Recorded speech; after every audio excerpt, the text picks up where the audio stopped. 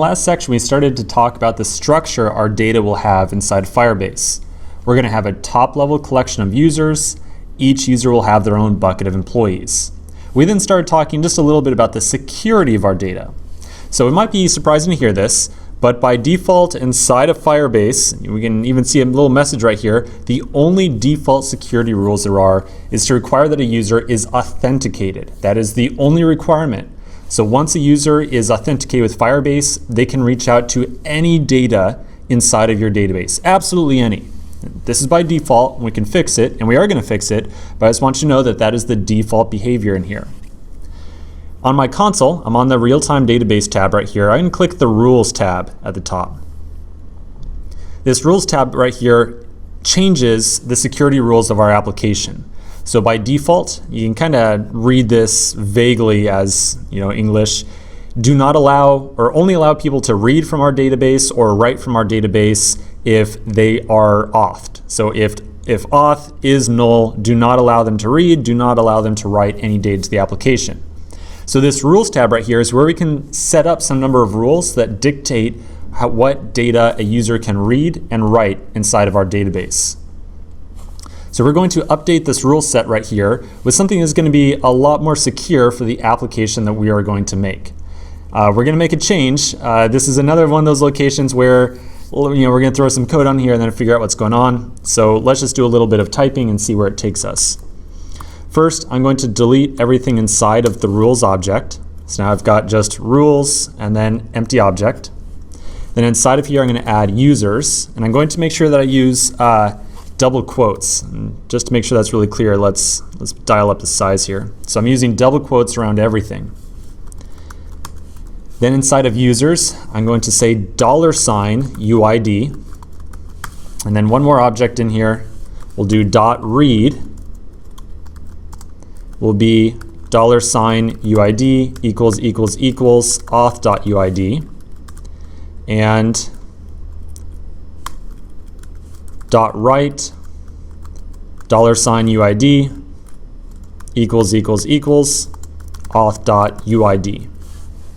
We can read these rules as saying, in my Firebase data, like in my database, there is going to be a collection of users. And in that users collection, we will have a bunch of keys where each key is a user's ID. So UID right here is a user's ID. If a user tries to edit any data inside of this UID property, which like at production time, in reality, this UID right here is going to be some string of characters that matches up to a very particular user. So if a user tries to enter or read or edit any data within this little bucket right here, they must have a user ID equal to the auth ID. In other words, look at the current user's ID. If it is equal to the ID of this little bucket right here, then allow them to read or write from this data. Otherwise, deny it to them. So yes, this is a little confusing. Let's glance at a little bit more practical example, something with some actual numbers here. So I'm back over to our Firebase schema diagram. Again, this is what our JSON is going to look like in practice. In this JSON diagram, we've got two users, user 123 and user 456. So the user 123 and 456 would be our UIDs. If user 123 logs in and tries to edit any one of their employees, Firebase is going to look at the ID of the currently authenticated user, which is user 123, and it's going to compare it to this key right here. They would be identical. User 123 is user 123, so they're going to have full read and write access to everything inside this bucket right here. All the employees, any other keys that we have in here, any other data they're going to have complete access to.